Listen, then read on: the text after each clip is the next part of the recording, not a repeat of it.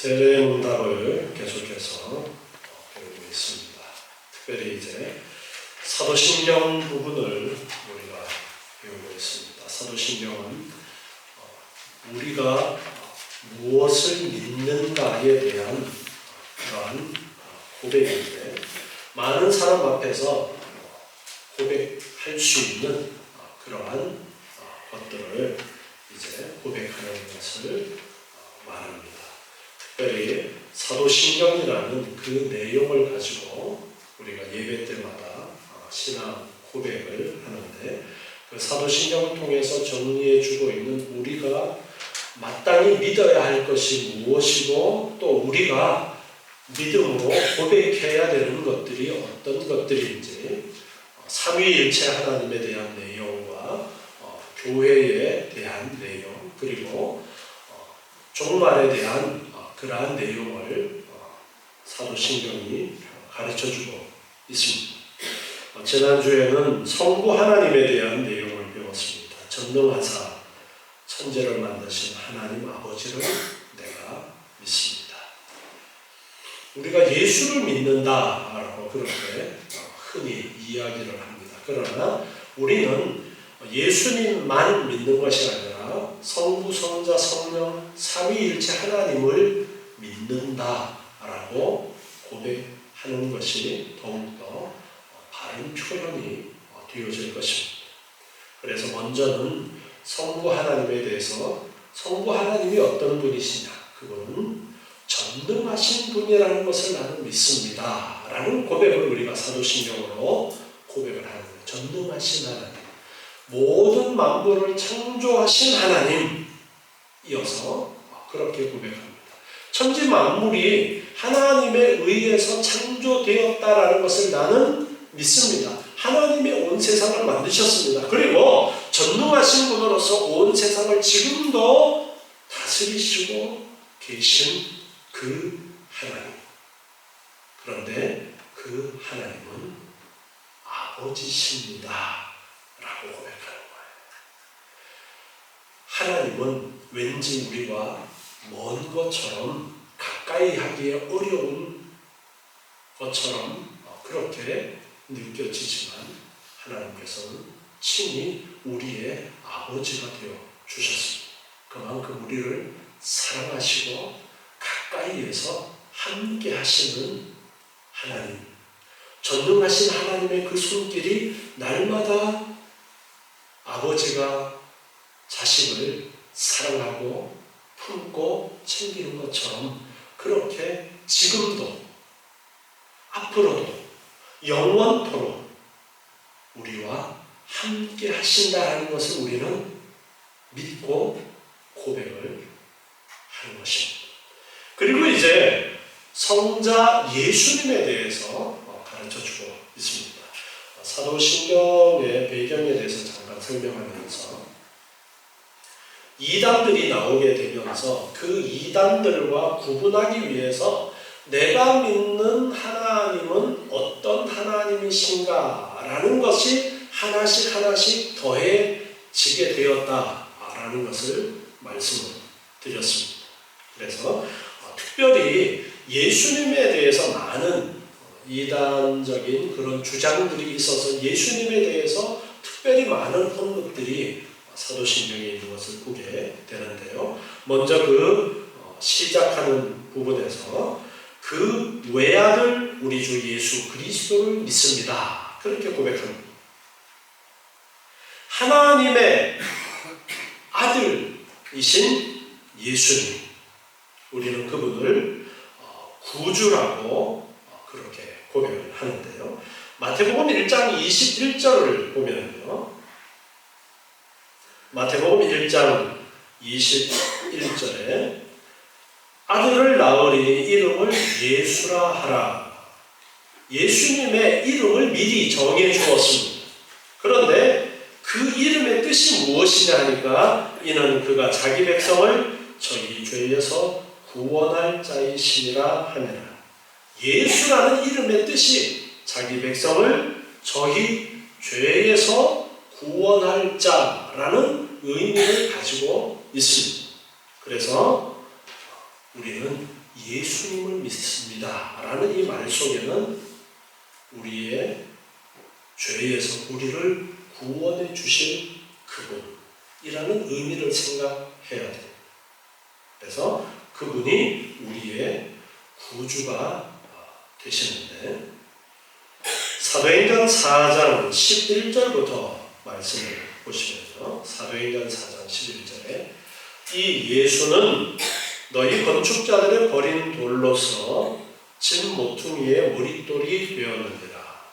다른 이로서는 구원을 얻을 수 없나니 천하 인간의 구원을 얻을 만한 다른 이름을 우리에게 주신 일이 없음이니라 하였더라. 아멘.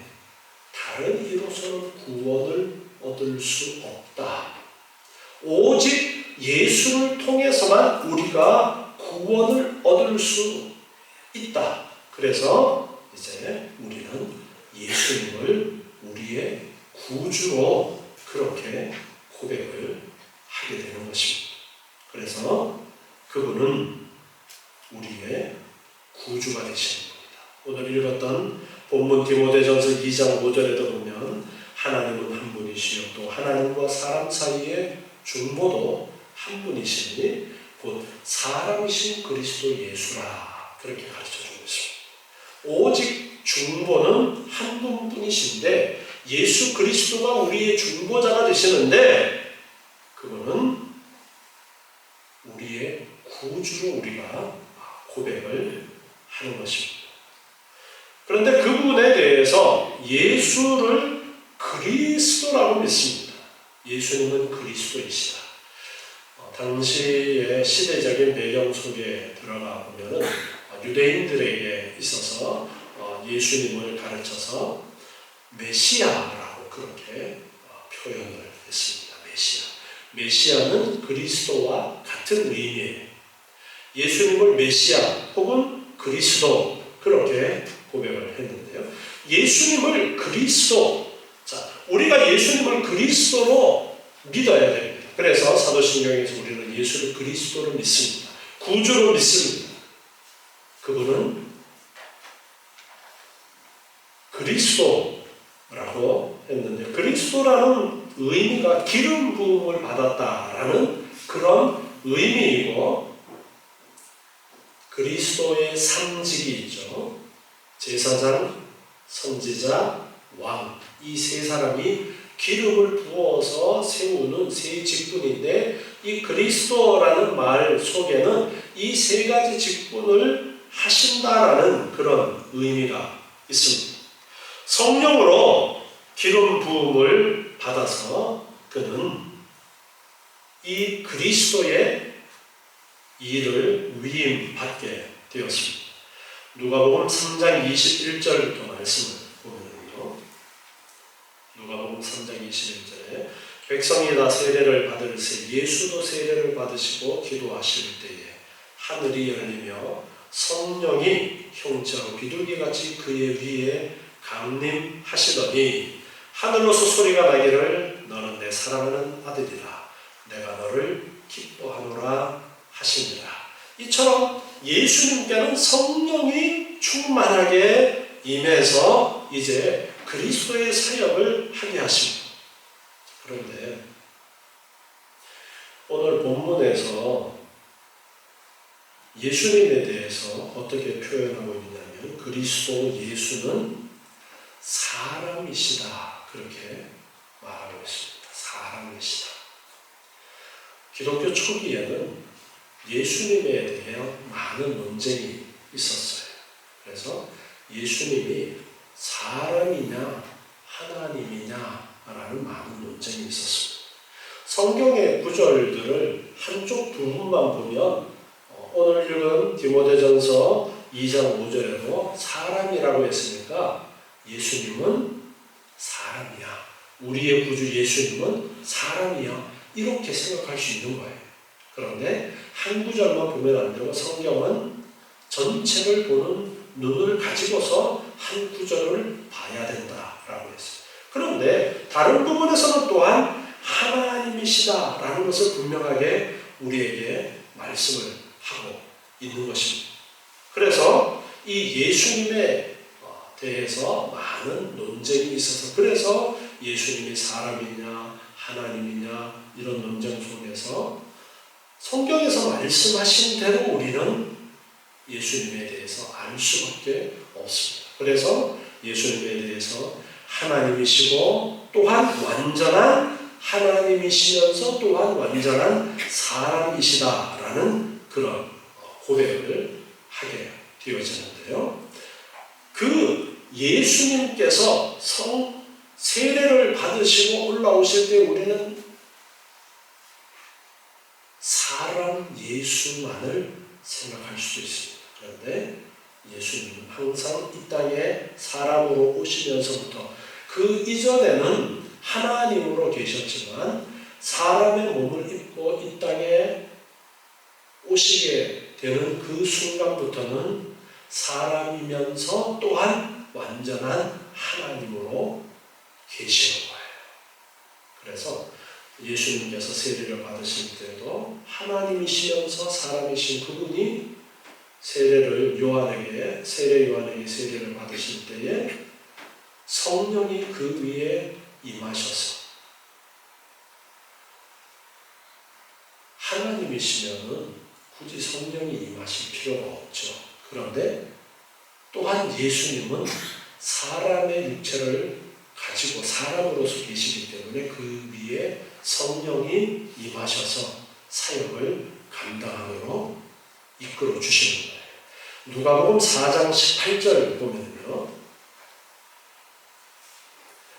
누가복음 4장 18절에 주의 성령이 내게 임하셨으니 이는 가난한 자에게 복음을 전하게 하시려고 내게 기름을 부으시고 성령이 임하셨는데 나에게 기름을 부으시고 마치 기름 부어서 직분자를 세우는 것처럼 성령이 임하셨음을 그렇게 표현합니다. 그리고 나를 보내사 포로된 자에게 자유를 눈먼 자에게 다시 보게 함을 전파하며 눌린 자를 자유케 하고 이렇게 복음을 전하게 하시려고 성령께서 임하시고 기름 부으셨다. 직분자로 세우셨다라는 것을 말씀하고 있습니다.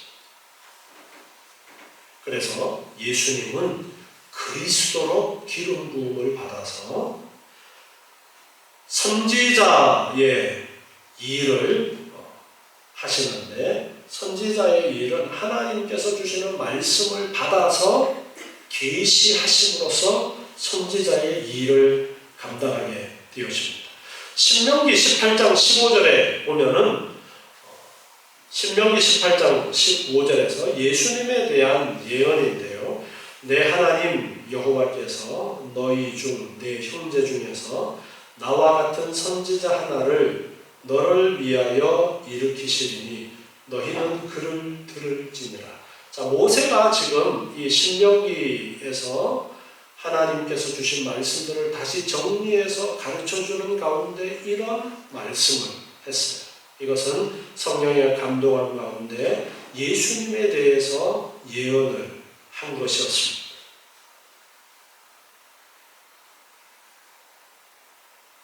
요한복음 1장 18절에서 보면요. 요한복음 1장 18절에서 본래 하나님을 본 사람이 없는데 아버지 품속에 있는 독생하신 하나님이 나타내셨다.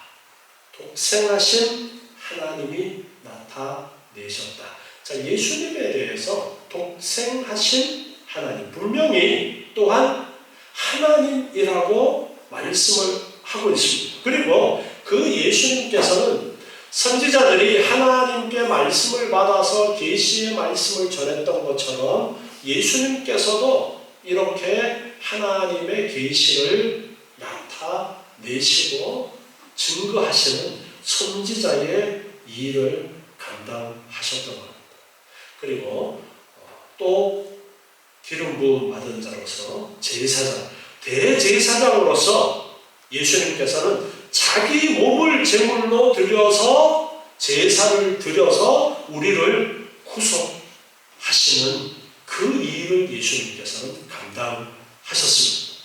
그리고 또한 구약의 제사장의 역할이 하나님과 인간 사이의 중보의 역할을 했던 것처럼 우리를 위해서 지금도 기도하시면서 이 제사장의 일을 감당하고 계십니다.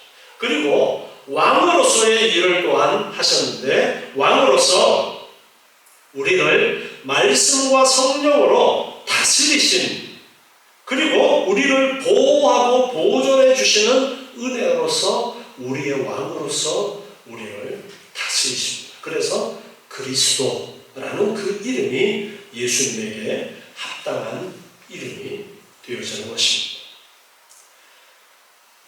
그런데 예수님을 그 외아들, 성부의 외아들이라고 우리는 고백합니다.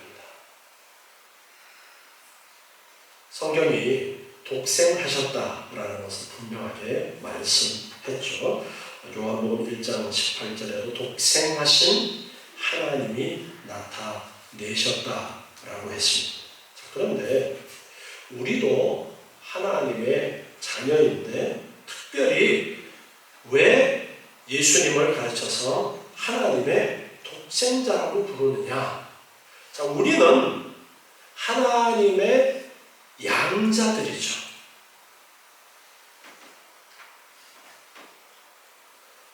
요한복음 1장 12절에 영접하는 자, 곧 그 이름을 믿는 자들에게는 하나님의 자녀가 되는 권세를 주셨다 했어요. 예수를 믿는 자에게는 하나님의 자녀가 되는 권세를 주셨어요. 로마서 8장 15절 말씀을 보면요, 로마서 8장 15절에 너희는 다시 무서워하는 종의 영을 받지 아니하였고 양자의 영을 받았으므로 아바 아버지라 부르짖느니라, 이렇게 말씀하셨습니다. 우리는 하나님의 양자로서 하나님의 아들이라고 말할 수 있습니다. 그런데 예수님은 하나님의 독생자라고 부릅니다. 하나님의 본질을 그대로 가지고 계십니다. 사람의 아들이 사람이고 개의 아들은 개고, 그것처럼 하나님의 독생하신 아들, 인간들과는 비교가 안 되는 분이에요. 하나님이신 그분으로서 독생자, 독생하신 하나님이라고 분명하게 말씀하고 있습니다. 요한복음에서는 특별히 1장에서 태초에 말씀이 계시니라 그렇게 말씀하면서 천지 창조의 사역 가운데에도 성자 하나님이 함께 하셨다라는 것을 가르쳐주고 있습니다. 그래서 하나님으로서 예수님은 우리와 비교할 수 없는, 우리는 양자고 예수님은 하나님의 독생하신 유일한 아들로서 하나님의 본체, 하나님의 본질을 그대로 가지고 계신 그런 분이 예수님이에요. 그래서 우리가 믿는 예수님, 우리가 믿는 하나님, 예수님은 하나님의 아들이시고 그리고 우리의 주가 되십니다. 예수님께서는 그 보혈로서 우리의 몸과 영혼을 우리의 모든 죄로부터 구속하셨어요. 그리고 우리를 마귀의 모든 권세에서 해방시켜 주셨고 주님의 것으로 삼으셨기 때문에 우리는 주님이라고 고백하는 것이 마땅합니다. 자, 여러분, 사도신경으로 신앙 고백하면서 우리는 예수님을 주님이라고 고백합니다.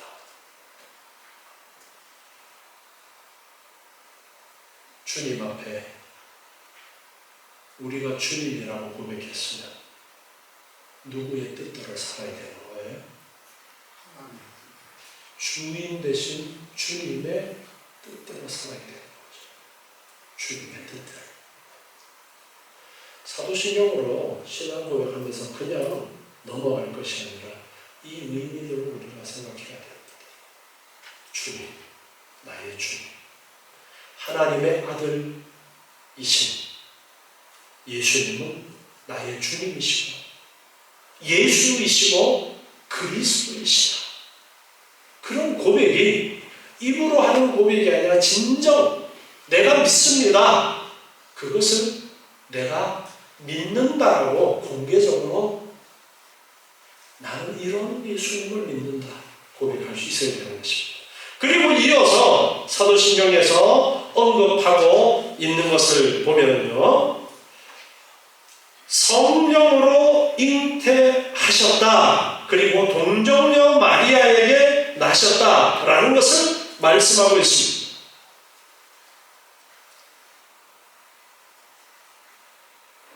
어떻게 잉태되었느냐? 우리가 교리에 대해서 더 많은 내용을 배우면서 살펴보았지만, 만약에 예수님이 그저 평범한 다른 사람들처럼 요셉과 마리아의 일반적인 부부 관계에 의해서 생육법에 의해서 태어나셨다면 예수님은 죄에서 자유로울 수 있어요? 없어요? 죄에서 자유로울 수가 없습니다. 역시 죄인으로 태어나시는 거예요. 그래서 하나님께서는 사람으로 이 땅에 예수님이 오게 하시는데 마리아의 태를 빌리고 마리아의 태에서 성령으로 잉태되도록 하십니다. 자, 그러면 마리아의 난자를 빌린 거예요? 아니요, 난자가 아니라 마리아의 태만. 그래서 마리아의 피를 공급받기는 하지만 생명의 씨앗은 정자나 난자의 개입이 아니라 성령으로 잉태되시게 되는 거예요. 그래서 분명하게 그 부분을 우리는 고백을 하는 것입니다. 성령으로 잉태되셨다. 성령께서 새로운 한 사람이 창조되도록 하셨다. 그래서 예수님을 두 번째 아담이다, 그렇게 표현하기도 하는 겁니다. 첫 번째 아담은 타락하고 범죄한 그러한 아담이었지만 두 번째 아담으로 오신 예수님은 죄와 상관없는 분으로서 우리에게 생명을 주시기 위해서 오셨는데 그분은 성령으로 잉태되셨어요. 그래서 동정녀에게 잉태되신 거예요. 동정녀라는 것은 남자를 알지 못하는 그런 진짜 처녀를 이야기하는 것입니다.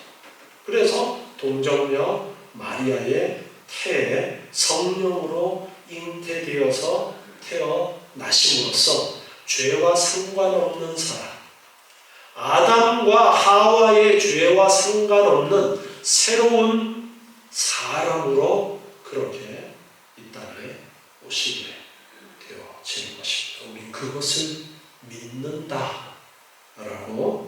고백하는 것입니다. 그런데 그분은 하나님의 아들이셨는데, 하나님이신데 사람의 육체를 입고 이 땅에 오셔서 완전한 사람이시고 완전한 하나님으로서 우리의 구주로 우리의 죄값을 대신 치르시고 그리스도의 사역을 감당하시려고 이 땅에 오신 것.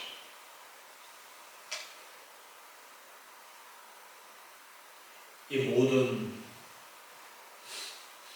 일을 누가 계획하셨느냐? 아버지 하나님께서, 우리를 사랑하시는 아버지께서 우리를 사랑하셔서, 아니 사랑한다면 그냥 죄 없다고 해주면 되지 않느냐. 그죠? 그런데 하나님의 말씀은 입에서 나가면 뒤집으면은 어떻게 되는 거예요?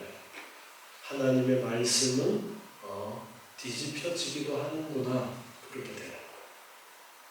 그래서 하나님의 말씀은 절대 한 번 나온 말씀은 뒤집혀지지가 않습니다. 그것을 에스더서에서 왕의 명령이 내려지는 것을 통해서 보여주시고 있어요. 첫 번째, 하만이 유대인들을 죽이려고 왕명을 받아냈습니다. 그 첫 번째 내려진 명령은 유대인들을 죽이도록 하는 명령이었어요. 그런데 그 뒤에 다시 두 번째 왕의 명령이 내려집니다. 그 앞에 명령 내렸던 거 무효야 어떤 것으로 해? 그렇게 내렸어요? 그렇게 할 수가 없었어요. 한 번 내려진 명령을 거두어 들을 수가 없었어요. 그래서 두 번째 명령이 내려집니다. 반대로 유대인들이 유대인을 해야 하는 자를 벌할 수 있도록 두 번째 명령이 내려졌던 거예요. 이처럼 왕의 명령도 한번 내려지면 거두어질 수 없는데 하나님의 말씀은 만약에 손 뒤집듯이 뒤집어버리면 하나님의 말씀의 권위는 없어지는 거예요. 여기에서도 하나님의 말씀은 반드시 말씀하신 대로 이루어진다는 것을 우리에게 가르쳐 주시고, 그래서 마리아를 통해서, 동정녀 마리아를 통해서 이 땅에 사람으로 오셔서 우리를 대신해서 죄값을 반드시 치러야 되는 거예요. 예수님이 안 치르면 누가 치르는 거예요? 우리가. 이렇게 동정녀 마리아를 통해서 이 땅에 태어나셨습니다. 그리고 본디오 빌라도에게 고난을 받으셨습니다. 그리고 십자가에 못 박혀 죽으셨습니다. 고난 받으시는 것. 모든 인류의 죄에 대한 하나님의 진노를 자신의 몸과 영혼으로 짊어지시는 것. 그래서 예수님께서는 고난을 받으셨던 겁니다. 빌라도가 당시에 정치 지도자로서 있었기 때문에 빌라도 그 다스림 밑에서 있으면서 온갖 고난을 다 받으셨던 겁니다. 우리가 마땅히 받아야 되는 그 고난을 예수님이 대신해서 받으신 것입니다. 그리고 십자가에 못 박히셨습니다. 자, 십자가에 못 박힐 때 십자가에 못 박아도 된다라고 누가 재판을 했습니까? 빌라도가 재판을 했죠. 빌라도가 사형 결정권을 가지고 있었습니다. 당시의 유대인들에게는 사형 결정권이 없었어요. 로마의 식민지였기 때문에 사형 결정권을 빌라도가 갖고 있었던 겁니다. 그래서 빌라도에게 고난을 받으시고 십자가에 못 박혀 죽으셨다라는 이 사도신경의 고백의 내용이 두고두고 빌라도의 이름을 언급을 합니다. 빌라도가 예수님에게서 죄를 찾았어요? 못 찾았어요? 못 찾았어요. 그러면 선한 재판관이라면 어떻게 해야 되는 거예요? 무죄를 선언해야 되는데, 그런데 무죄를 선언하지 않고 사람들의 눈치를 보면서 사형 언도를 내립니다. 빌라도에게 있어서 예수라는 그 생명은 별로 중요한 것이 아니었던 겁니다. 그래서 빌라도 치하에서 고난을 받으시고 십자가 형을 받으시는데 아무리 찾아도 죄가 빌라도 스스로도 죄를 찾지 못했음에도 불구하고 예수를 십자가에 못 박아라, 예수를 십자가에 못 박아라, 당시 종교 지도자들의 꼬임을 받고 많은 사람들이 거기에 미혹되어져서 예수님을 십자가에 못 박으라고 합니다. 이렇게 되어진 모든 것들이 하나님의 섭리 가운데서 이루어지는 일들이었어. 왜? 우리의 죄값을 대신 치르기 위해서. 그래서 그렇게 하셨던 겁니다. 십자가에 달린 자는 하나님께 저주를 받는 자이기 때문에 우리를 대신해서 저주를 받으시는 것으로서 십자가에서 형벌로 죽으셨던 겁니다. 우리가 마땅히 죽어야 되는 그 죽음을 그렇게 예수님께서는 십자가에서 고난을 받으시고 죽으셨어요. 그걸 믿습니다. 나의 죄 때문에 그렇게 되어지신 것을 나는 믿습니다. 그분이 나의 구주이심을 나는 믿습니다. 하나님의 아들이신데, 하나님이신데 우리를 너무너무 사랑하셔서 그런 은혜를 베풀어 주셨음을 나는 믿습니다. 이 고백을 하는 것입니다. 그리고 장사되었습니다. 장사되었다라는 것은 그 죽음이 가짜 죽음이 아니라 진실된 죽음이라는 표현이 되어져. 죽음이 완성이 되었다라고 그렇게 볼 수 있는 것이 무덤에 장사되어지는 겁니다. 죽은 줄 알았는데 며칠 만에 다시 살아나는 그런 경우들도 있죠. 그래서 장례를 치른다라고 할 때 우리나라에도 장례의 마지막 절차는 매장으로 마지막 절차가 이루어지는데 예수님의 죽음도 십자가에서 죽으셨고 죽음을 확인을 했죠. 어떻게 죽음을 확인을 했습니까? 다른 사람들은 뭘 꺾었어요? 다리를 꺾는데 예수님은 뼈가 꺾이지 않을 것이라는 예언의 말씀대로 뼈가 꺾이지 않고 창으로 옆구리를 찔러서 죽음을 확인했고 그리고 무덤에 장사 지낸 바 되었던 것입니다. 그런데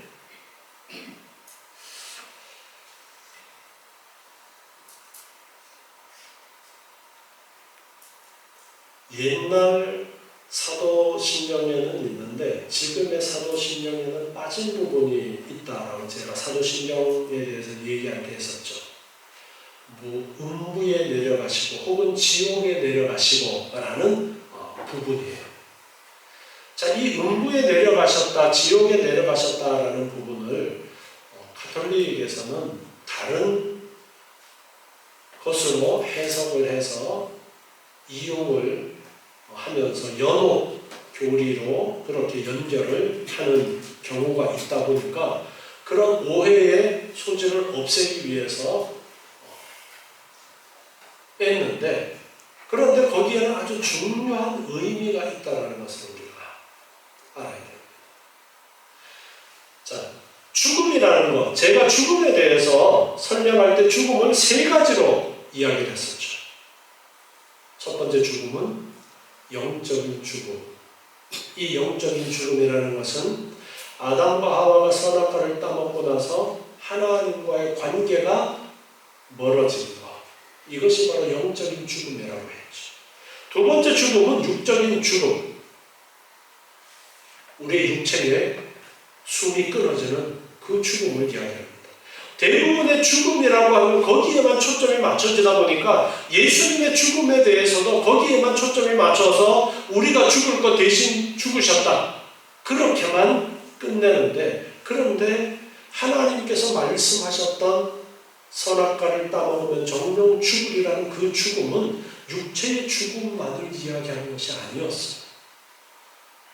세 번째 죽음. 어떤 죽음이라고 했죠?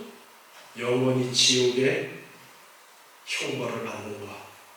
영원토록 하나님과 격리되어지고 형벌을 받는 것이 지옥 형벌이 죽음의 완성판인데, 예수님께서 우리를 위해서 십자가에 죽으신 그 육체의 죽음뿐 아니라 지옥에까지 던져지시는 그 죽음을 통해서 하나님으로부터 완전히 버림받으시는 그 형벌을 예수님께서 친히 감당하셨다라는 것을 우리는 알아야 돼요.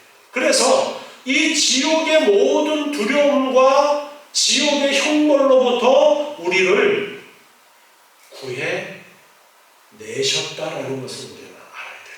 그래서 여기에 생략은 되었지만 장사 지냈다라는 이 말 속에 그 의미가 포함되어 있다라고 그렇게 생각을 해서 그냥 지옥 부분을 빼고 지금 우리나라에서 일반적으로 사용을 하고 있지만, 우리는 이 부분까지도 생각해서 예수님께서 이렇게 우리의 죄값을 대신 치르기 위해서 고난 당하시고 죽임 당하시고 완전한 버림을 당하신 지옥의 형벌까지도 예수님께서 친히 우리를 대신해서 당하셨다라는 것을 우리는 고백할 수 있어야 돼요. 그래서 사도신경으로 신앙 고백할 때마다 이 부분, 예수님에 대해서 그는 하나님의 외아들이고 우리의 주님이 되시고 예수이시고 그리스도이시다라는 것을 믿으면서 성령으로 잉태되어서 이 땅에 동정녀 마리아를 통해서 나셨고, 본디오 빌라도에게 고난을 받으시고 십자가에 못 박혀 죽으시고 장사 지낸 바 되어지고 지옥의 고통까지도 우리를 대신해서 당하셨다라는 것을 우리가 알아야 되겠습니다. 이 예수님, 오늘 여기까지 하겠는데 이 예수님에 대해서 우리가 바로 알고 믿어야 우리의 믿음이 참된 믿음이 되어지는 것입니다. 올바로 알아야 우리의 믿음이 참 믿음이 되어서 우리에게 구원의 은혜가 있고 영생이 있음을 우리가 알아야겠다. 그래서 앞으로도 계속해서 배우면서 올바로 성부, 성자, 성령 하나님에 대해서 알고 우리의 믿음이 참된 믿음이 될 수 있어야 되겠습니다. 기도하겠습니다. 하나님 감사합니다. 저희를 사랑하시고 친히 이 땅에 오셔서 우리의 죄값을 대신 치르시고 우리에게 생명을 주심을 감사합니다. 예수님을 바로 알고 바로 믿는 저희들 되게 도와 주시옵소서. 올바른 신앙 고백을 하는 저희들 되게 도와 주시옵소서. 이 예수 그리스도를 자랑하며 또한 전파하는 저희들 되도록 은혜로 인도해 주시옵소서. 또한 우리의 날마다의 삶 속에 예수님을 나의 구주로 주님으로 고백하며 주님의 올바른 소속된 자들로서 지체로서의 사명을 온전히 감당하는 저희들 되게 도와주시옵소서. 예수님의 이름으로 기도드리옵나이다. 아멘.